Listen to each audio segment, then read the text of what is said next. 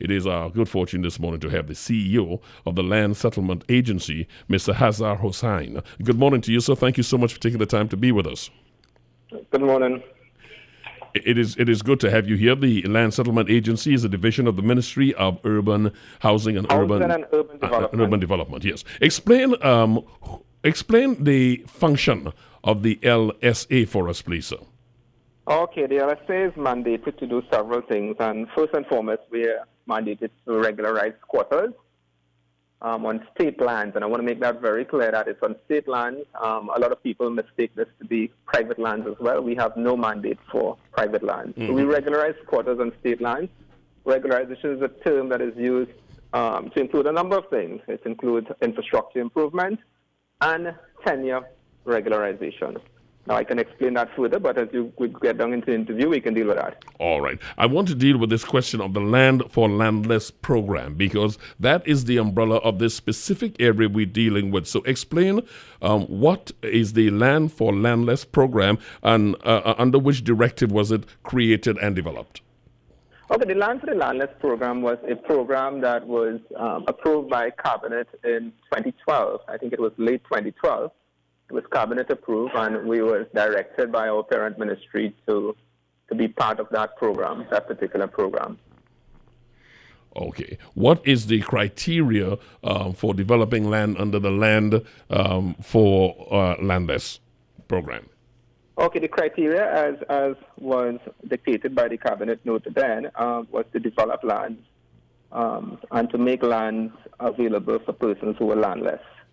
Lands were to be developed to full standards so that you could obtain the full approval standards from all the regulatory agencies, be it the town and country planning, the EMA, the regional corporations, the drainage department, fire services, WASA, TNTEC, etc. $70 million was used in that program. Over what period would we say? $70 million, 3 years, over a period of about 3 years. That was used for what specifically? As far as I recall, the first allocation for the program came in the financial year 2013. So there were allocations in 2013, 14, 15, and 16. And so the allocations were over that period of time. The allocations that were made was for the development of lands, the full standard, and development of lands, as you would know, would include from the identification of lands until the final development where you get all the approvals. Actual development includes land use planning, engineering design, engaging contractors to do works on these sites, drainage, waterworks, sewer infrastructure, electricity, and paved roads. So you were taking barren street, state land, and you're developing it, making it habitable for folks to move into with the intention of easing the frustration of housing, etc. in the nation. Am I correct on that? That was the directive out of that cabinet note and out of the mandate given to us. An area of curiosity that was raised at the hearing last week was the question of why a lot of the development centered itself in central and south Trinidad. Okay, well, we were working with directives at that time. It was a lot of the sites that were developed were sites that were started under a former program, that is on the program under the EMBD, where you had sites that were earmarked for development to make lots available under that program, and the EMBD had developed a number of these sites, including Ripsing Road, Felicity, and a number of others that were Chinchin Road, Gillingham Junction, Orangefield Road, Waterloo, Bocaro. And these were sites that were by and large developed by the EMBD, and the Cabinet Note of 2012 transferred these sites across to the program, and for completion of these sites. So most of the development took place in these sites. There were very few sites that where new works were done, again, because of lack of funding. Areas that we started work would have been in Current, San Fernando, Picton, Diamond, and then there were other works done such as land use planning and engineering designs in other sites, but unfortunately we were not able to start physical work because of a lack of funding. The CEO of the Land Settlement Agency is Mr. Hazar Hosein. He's my guest this morning. We're talking about $70 million for 170 parcels of land developed, and only 6 of them being distributed. Want to get to that in a minute. You mentioned a moment ago the EMBD. We are not behind, not all of us on the baseball team, so explain, break down the acronym for me, please. Estate Management and Business Development Company. Estate Management of Business Development Companies. Thank you very much. All right. As you would know, that they had the mandate for developing lots for former Carney workers, both residential lots and agricultural plots. Gotcha. That makes it a lot clearer for us now. Now, at the time of this building, the initial cost was $47,000 per piece, per lot. Am I correct? No, I think we cleared that up at our last, when we met at the Public Accounts Committee. I think there was some confusion with respect to the cost. Now, when we spoke about cost, it was cost with respect to the squatter reg program. And we said initially, when the program started, under the first IDB loan, the anticipated cost per lot was approximately $30,000 TT dollars.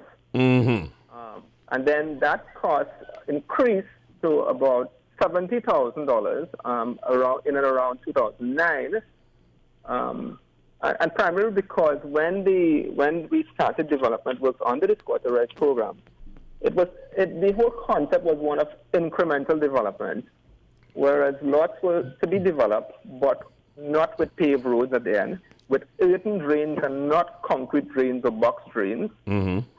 And basically, it was incremental development. So you were expected to spend approximately $30,000 based on cost at that time, on cost of development at that time, to get those facilities in place.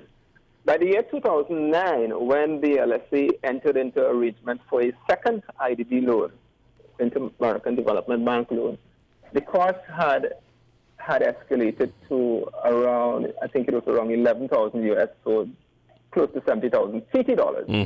And by then, we were asked to put in infrastructure with full development standards, meaning that we had to now put in paved roads, concrete drains or box drains, electricity, water, and all the other facilities, so we could then get the approval from the regulatory agencies. And I think we need to understand that. The original concept of the LSA was one of incremental development. So the final approvals was not expected after many years from these agencies. We realized that you couldn't get to the stage of giving someone marketable title if you don't get all these approvals.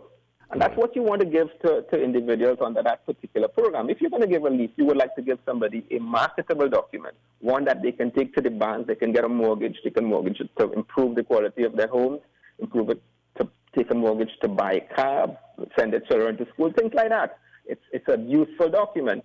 Now, under the concept of incremental development, and where you cannot get the full approval from these agencies, you can't give a marketable document. And that's the reason for the cost changing over the years. Okay. Now, the cost has gone up even further. I mean, with inflation and everything else, and the cost of development has increased. Now, we spend approximately $100,000 to $120,000 to develop a lot of land, bringing it to full standards now. So that's the cost 2016, 2017 now. All right. And I'm going to make the point. I just want to make the point that the Land Settlement Agency has been very efficient in keeping that cost down, because we're not going to compare to other agencies, but I can say that the cost that the LSA, what it costs the LSA to develop a lot of land to full standards is still less than most other state agencies.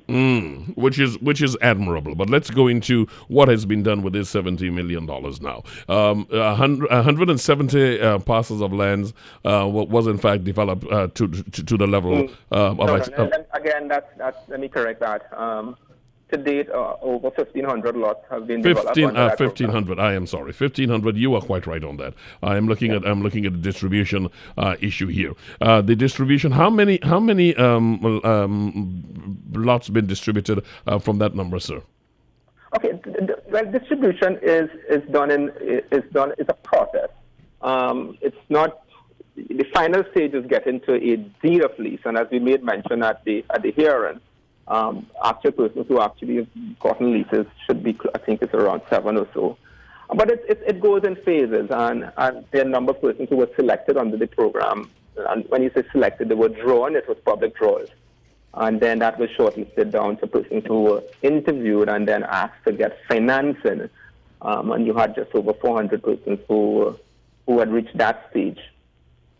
Now, there are a number of issues that we realized as the program went along that need to be examined, and that's why the program is under review.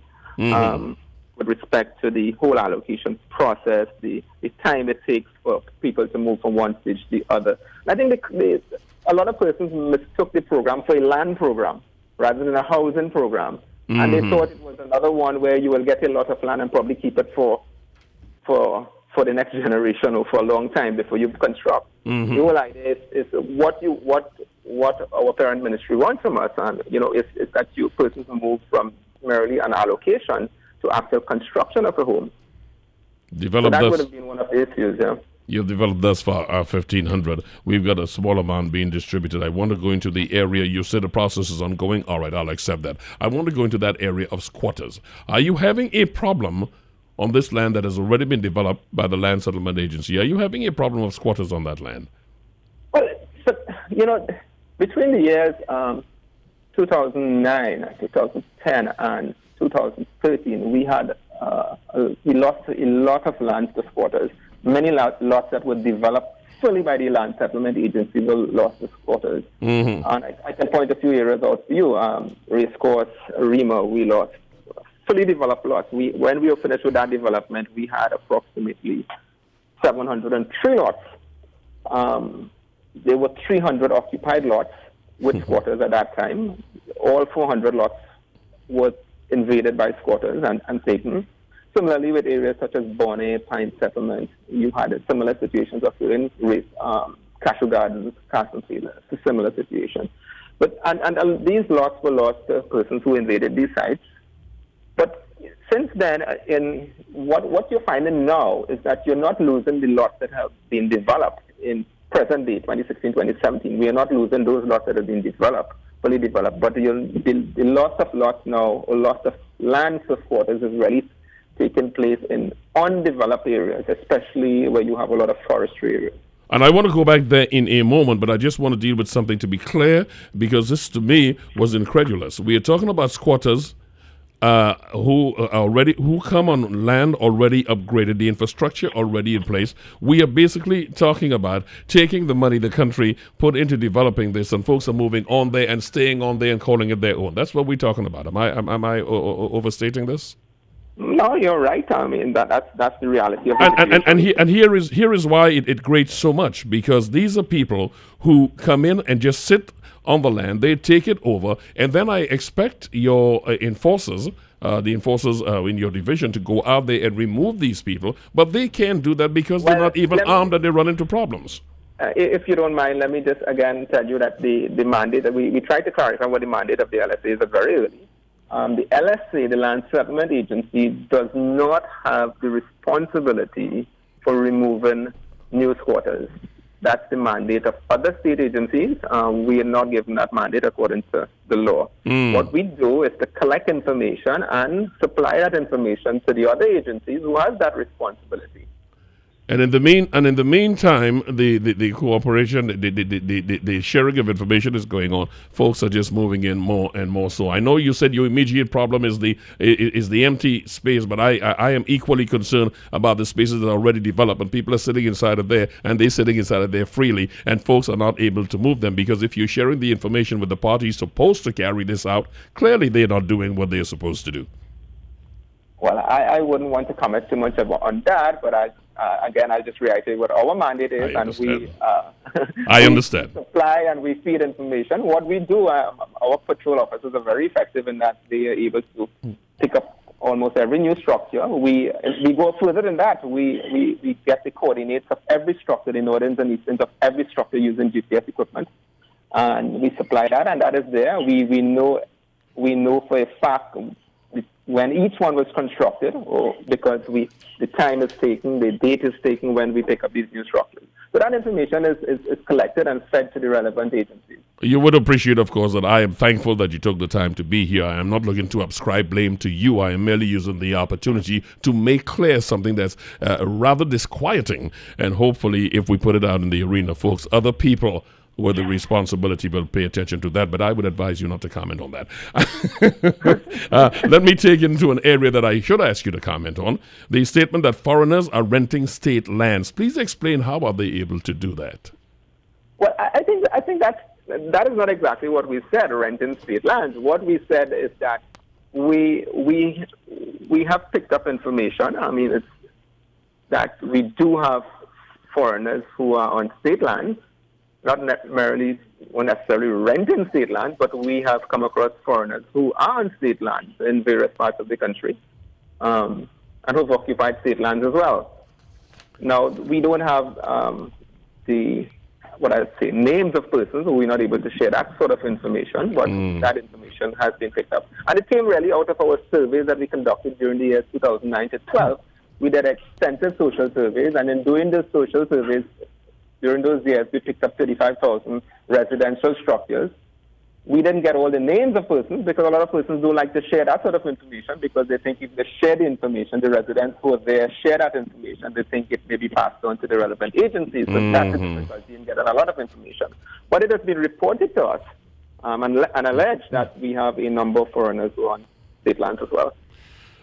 Oh, yeah. Our squatter population now is what? Is it 55,000 thousand people? Is expected to be right now 55,000 people?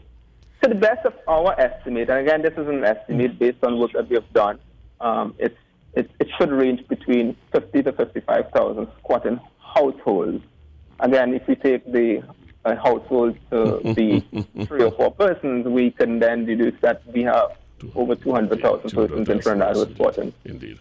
A situation that must be arrested. I paid attention to what was said, and my discomfort is the reason I asked you here. I am so glad you came here. Just to be very clear, that the Land Settlement Agency is a division of the Ministry of Housing Urban Development. The Land Settlement Agency is not the enforcer to remove people from lands, but there is clear evidence and acknowledgement from the LSA that a lot of squatters are moving into this land already developed with taxpayers' money, just sitting there taking ownership, and something should be done about it. Well, I just want to clear up again that the major invasions took place in those years, 2010, 11, 12, for developed lots. Now, we do have developed lands, and the problem of squatters going on to developed lands on developed lots we've brought some control to that, but it's the undeveloped areas where we have the greatest issue at this time.